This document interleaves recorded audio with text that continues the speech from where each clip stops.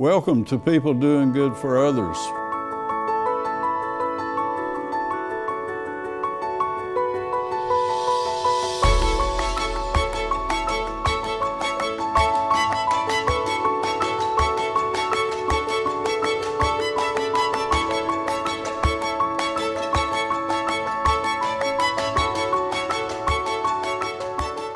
Good morning, friends. This is People Doing Good for Others, and I'm Gary York, and thank you for being with us today.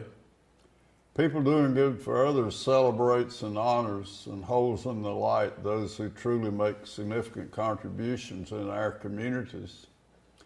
Our featured guest today is Evan Handy, and he's here in the studios of Wilkes Communications, and we want to thank River Street and WIFM, our sponsors. Evan Handy is a local advocate.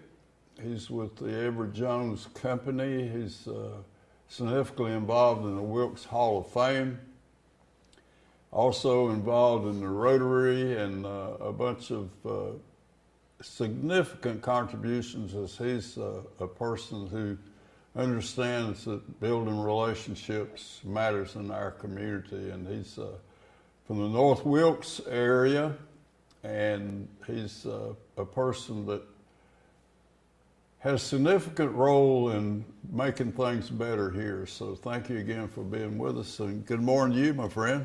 Good morning, Gary. That was a heck of an introduction. Well, you're certainly worthy of anything I could say. So I met you first seeing you at the Hall of Fame presentations. How'd you get involved in that? Honestly, as whenever I moved back to Wilkes, I was interested in being involved in other nonprofits in Wilkes and trying to give back to the community. And honestly, my wife's uncle, Dennis Huggins, got me involved in the Wilkes County Hall of Fame. Well, that's a great. He made a great choice in you, and you're fortunate in your life to have him. Well, it's been one of those things where I kind of got the opportunity to join, and it's a great organization full of wonderful board members, and we just try to do our best to honor and recognize those people that have, given back to Wilkes already. Yeah, and you're the chairman. Yeah, it's kind of funny. My first year as president of the Hall of Fame was the wonderful coronavirus. So my first year of kind of heading that up, we got struck with this pandemic, and honestly, that first year we didn't even have a gala. So having it virtually last month was a kind of an honor for me. Sure. And also being able to finally induct those who were nominated during the pandemic.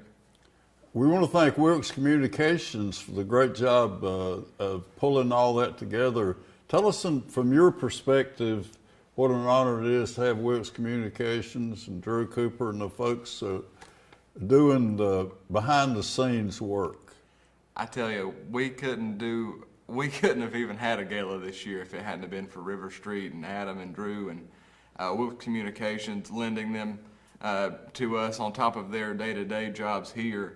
That was a tremendous help, and like I said, we couldn't have pulled it off without them. Evan Handy, tell us about growing up. Where were you, and just your community, and paint a picture for me. I grew up in the northern part of the county, like you mentioned. I grew up in Mulberry, a community that most people have heard of, and Mulberry Elementary School. When I was growing up, they had just built the new middle school, so I was able to go all 3 years to the brand new middle school and then transfer up to North High after that. Okay. Tell us about North High as far as some people you might remember, or some situations and things that made you a better person, I'm sure. Like most teenagers, I'm sure you're in 8th grade, you're getting ready to go to high school. You're dreading every minute of it. But no, I think just kind of trying to be involved in sports and stuff like that helped, develop in high school and kind of interact with others, especially. Remember some teachers? Yeah, plenty of teachers and coaches also. I remember I had an English teacher, man alive. He was the hardest grader I've ever had, but now we're really good friends. His name's Joe Noble. Really? Yeah, I really enjoyed his classes. But over those summer reading assignments, they give you a book to read over the summer, and you take it home. And I've got to admit, I don't know if I should say this on the air, but I was always one of those kids that would never read the book. I'd just watch the movie. Yeah. Shorter, softer way, kind of. And his test, it's like he knew that's what people were doing. So his tests were specifically supposed to kind of single that out, and you knew it when you got your grade back. You didn't read the book. After North Wilkes, what did we do, Evan Andy? I actually went to Wilkes Community College. Good. I had taken a class or two my senior year of high school, and to be honest with you, Gary, I didn't know what I wanted to do career-wise. Had no idea. The middle schooler in me would have said, I want to get a great job. I want to make a lot of money and have a big house. All this fantastical stuff. Sure. As a middle school kid. But actually coming out of high school, I had no idea what I wanted to do, what I would enjoy doing. Fortunate to have Wilkes Community College. I was very fortunate to have Wilkes Community College, and got to kind of feel my way through what I wanted to do by having the opportunity to go over here for. I did go through the summers and finished up in a year and a half over here at Wilkes Community College. Fantastic opportunity with great teachers, great instructors, and I felt like even after that I was a lot more prepared to go on to a four-year degree. And then what did we do? I transferred from Wilkes Community College to NC State. Okay. And I was at NC State for another year and a half going through the summers. My parents appreciated that because didn't have to pay that second year's worth of rent. Sure. But I finished up at State in a year and a half, and actually wound up getting my degree in political science. Okay. It was a little bit different than most college experiences. I would go.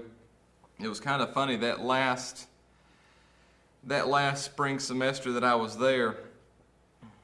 I was going through what I had to have to graduate, and realized, foreign language is not my strong suit.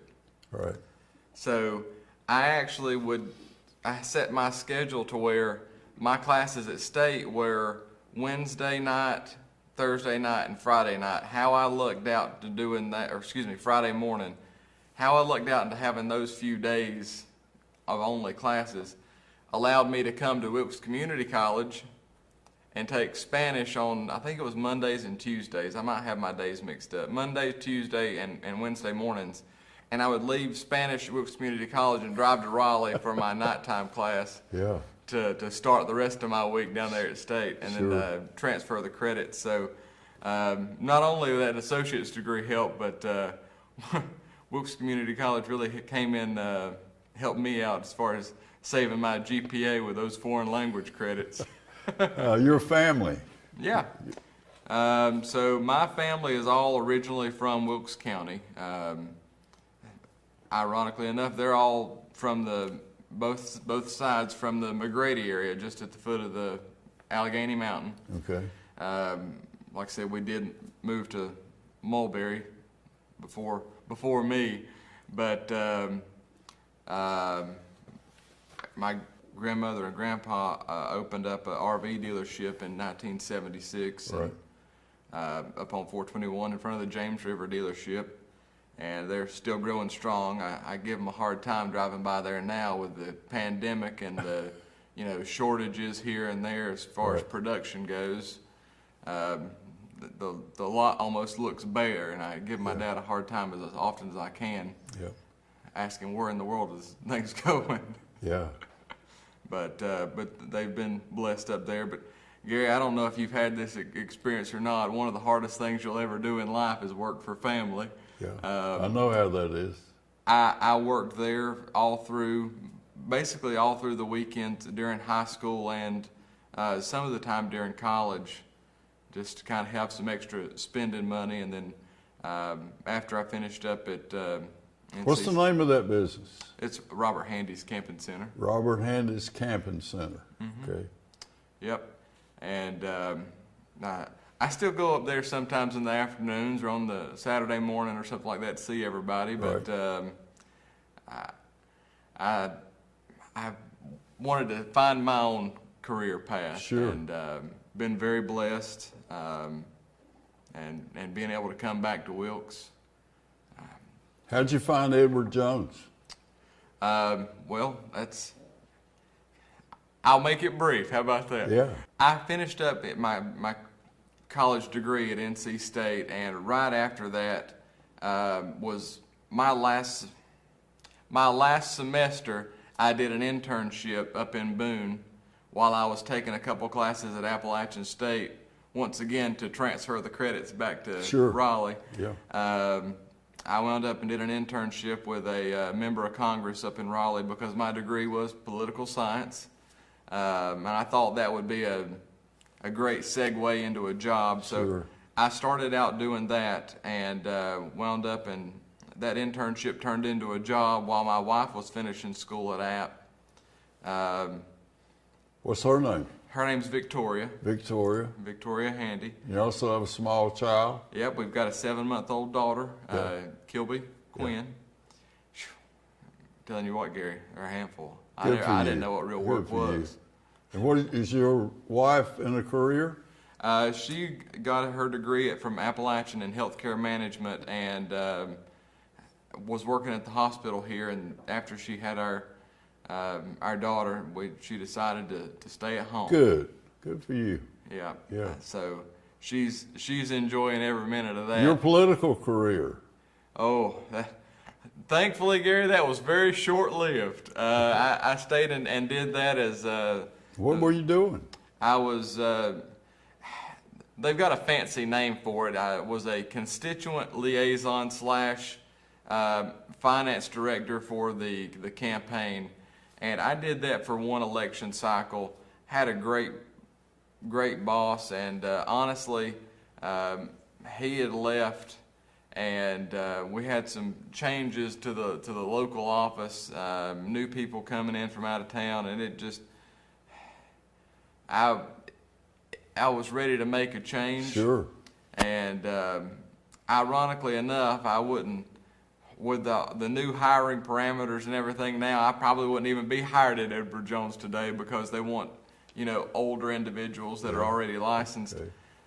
But I actually applied online. And Edward Jones. Yep. Okay. And was originally going to be opening up an office in West Jefferson. But I guess you could say the good Lord was looking out for us, and we were, honestly, I was out one day at 6 o'clock just trying to meet people in Ashe County, and my phone rings, and the regional director for our area called me, and he said, we had an opening in North Wilkesboro.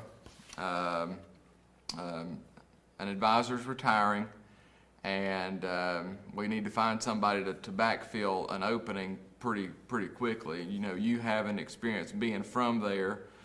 Wow. We'd like for you to interview and see if it would be a good fit.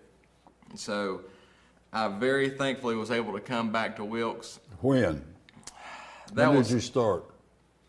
So I started with Edward Jones in March of 2016. Okay. And was able to come back to Wilkes in October of 16. So it was about 6 to 7 months working in Boone, trying to get ready to open an office in Jefferson before I was able to come back to Wilkes. Just kind of out of the blue, spur of the moment, and I've been trying to make the most of it ever since. And it's been very successful. We've been, like I said, we've been very blessed. A lot of people here, you can't find better people than those in Wilkes County. Right. And, you know. They trust you to take care of them. Well, I like to think that. Sure they do. I've had plenty of people tell me that. And, you know, we just try to do the best we can and help take care of what they've worked all their lives to save. What is an office, folks?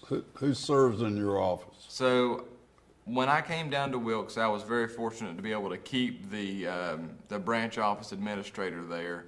Her name's Kathy Clont. She is my right hand. Yep, and she's been there. April made 26 years. My goodness, how wonderful! So I hope to keep her around for another 26. I bet.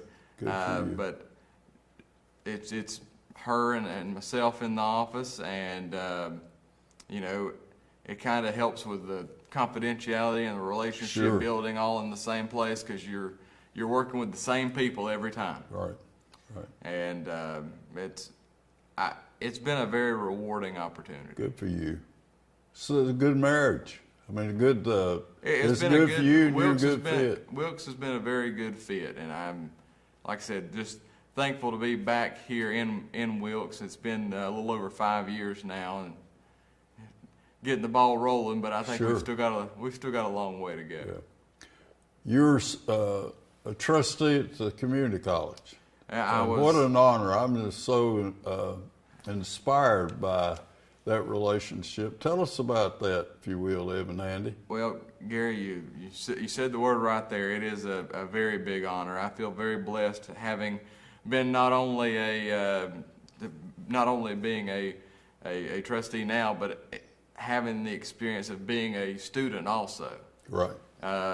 You know, in the relatively near past, because I think it adds a different perspective to the Board of Trustees having experience with online education and you know, just the new technologies and how people. When go did to you college. become a member, Evan? I was appointed August. I was sworn in August of 2020, so last August. Okay. So you're coming up on 2 years. Yeah, I'm getting ready to start my second year here in just a couple months. Okay. Just about through year one, and honestly, it's been a kind of a learning period. Can you give us an idea of what a meeting, when trustees of a college meet? Give us just kind of an overview of what are some of the things that you'll do there. Yeah, it's really interesting, but it's very structured. You know, there's an agenda sent out probably several weeks ahead of time, and you know, thankfully most everything pertinent is handled by committees, and so when we get together as an actual full board, trying to be mindful of everybody's time, we stick to the agenda pretty rigidly. So Dr. Cox is a great leader in that venue then. Dr. Cox, you know, Jeff Cox is a great president of the community college. Currently, Terry Bumgarner's serving as our chairperson of the Board of Trustees, so he leads all the meetings and does a fantastic job. And they go pretty quick. You got. How often do you meet? Generally, it's about every other month. We Every other month. We have roughly, depending on state guidelines, I think about 6 to 8 meetings a year. Okay. We do try to vary those and go to at least 1 or 2 up at the Ash and Allegheny campus so that we can see the different campuses also. So they're not just all here. Well, that's interesting. It's been a challenge last year, everything being virtual. Sure. But we are finally starting to get back in person and getting together and meeting that way. So we utilize the Walker Center a lot, and there's been a lot of changes in the college the last year. It's very interesting to be a part of, and the stuff that's coming through and is going to be made available to high school seniors. I know the Journal Patriot's mentioned in a few articles. The Wilkes Community College Education Promise is really big news, and I feel honored just to be a part of it. I know that's not necessarily my committee assignment. Did you say it's a promise? Can you elaborate on that a little bit? So the Wilkes County, Wilkes Community College Education Promise is it's basically community college education free to graduating seniors of Wilkes, Ashe, and Allegheny high schools. Wow. There's also some parameters in there, so if you move to one of the counties and so forth. Wonderful. So you could virtually be debt-free when you come out. You could virtually go and get out of high school and go to the community college and have an associate's degree or equivalent to your program. Right. There's a lot of apprenticeships and, other technical career paths that the college offers that, outside of a normal associate's degree, Sure. they're absolutely wonderful and provide great career opportunities. And so it's just another avenue to get more people educated in the workforce, and I think it's going to really benefit those high Sure. school seniors. Sure. Dr. Alexander Irwin has been on this show, and he's a colleague of yours on that board. Dr. Irwin and I were actually appointed and sworn in together Right. in August last year, and he's a fine man. He's been a great fit, especially as a former educator and having that insight on the Board of Trustees. And I really appreciate, kind of hearing from him, his take on things. Sure. Hobbies, you have old car. Like we talked about, Gary, when we met together at the Don Bakeries, I absolutely love old cars. Anything in the 60s to early 70s. It doesn't really matter to me what make, but I am a little bit partial to Fords. I know I told you I had a 69 Mustang that I've stripped down to had stripped down basically to bones, and we're trying to restore that. Where did we find it? Actually went up and got it in Virginia and drug it back here, and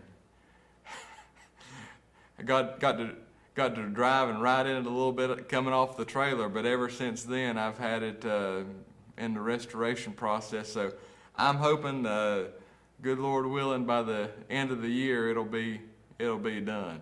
Is someone? Do you have a designated person's helping you do this?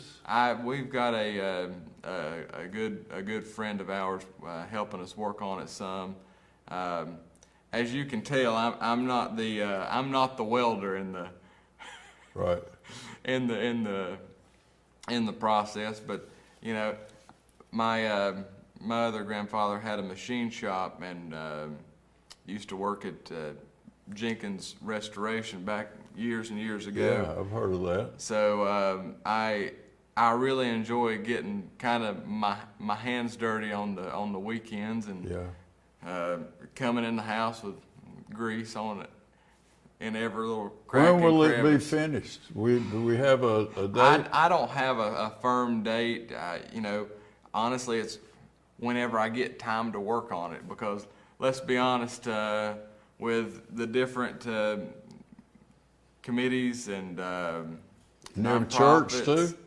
Yep, and not to mention a 7-month-old daughter. There's not a lot of little girl. Good for you. There's not a whole lot of time that we actually necessarily have to devote to that project, but I'm hoping that by late fall, early winter, it'll be done. Just about time that you got to keep it inside because all the bad weather. A big question. You're involved in every direction, and being a parent and a husband and a community, but you always say yes. If somebody comes and I've learned this about you, that if you get the person to pick is the business person in the community if you want to get something done, and that's the person never going to say no. Tell us about that nature of the even-handed person who is a bona fide community servant. I'll be honest with you, Gary. My wife and I have this discussion pretty regularly, and she tells me that I need to learn how to say no. Well, that talent, the talent that you have, I tell all you, these groups are wanting a person that, I heard somebody the other day is talking about it. I said, what do you do? He says, I teach nonprofits or encourage them, the board members that they want to have. And I'd never thought of that. Isn't that a key? Yeah. That nonprofits that are working have board members you that really, make it work. You really need people in different career paths serving on a board because they bring such a different perspective to each group. You know, I know most of the committees or whatever that I've had the pleasure of serving on, it never fails. Usually when you walk in, you'll always see maybe at least one attorney and one CPA. Yeah. And you were there this morning at a board meeting at 7:30 this morning. Yeah, we had the Hall of Fame board meeting yesterday morning at 7:30, and I guess I keep wanting to call it the Board of Stone Center, Education. the Board of Education building. Yeah. It was full. We had our kind of a recap meeting for the Hall of Fame gala that was held in May. Yeah. But you know, ultimately, I'm to the point now where, Gary, I'm trying to keep it about the current commitments, and there have been a few that I've told them I wouldn't be necessarily seeking a next term just because you get too much on your plate and you don't have the time to devote to it, and at that point you're not doing the board or yourself any good. Yeah. I think the whole thing about it is, we've got a lot of people in Wilkes County that have given back in ways that we can't even imagine. Not only monetary, but from their time, their knowledge, expertise, just volunteer service, and as a county, we've got a lot to be thankful for. I joked and told you as a middle schooler, you're always thinking, man, I want to get the job that's going to make a bunch of money and whatnot. But once you actually get back and you get to work and you find a career path that you actually enjoy waking up and doing every morning, you realize, man, I just want to give back. I want to be able to have an impact in some way. So you have a incredible, successful profession. You have a spiritual foundation with the church. You have a great marriage. You're a father, and you have a servant's heart. So, that's a nice package, and you can serve a Hall of Fame, and you can be the shining star. That's the reason I invited you to come today, because you matter in this community in significant ways, including community college. So I'm grateful that you bless us today, and I want to thank you for being here. Well, I appreciate the opportunity, Gary. It's always a pleasure getting to talk to you and getting to see different events out in the community, and I think you do a great job for not only Wilkes County, but Surrey as well, and being able to do this for the people of Wilkes and Wilkes. This is our way we pass the legacies along. The people that Evan Handy was. What did you do today? I said I spent on TV with Evan Handy talking about his outreach and his ministry. So thank you so much for being here. Well, Gary, like I said, it's an honor and a privilege, and I really appreciate it. Okay. Evan Handy, a person of tremendous outreach and ministry, a person who's dedicated at home, in the church, in the schools, and in his business, a person of a tremendous heart and soul of having a servant's heart. We encourage each of us to be that. So this is Gary York, People Doing Good for Others. Promise to be with us on our next show. And again, I'm so grateful that you choose to be with us today. Thank you.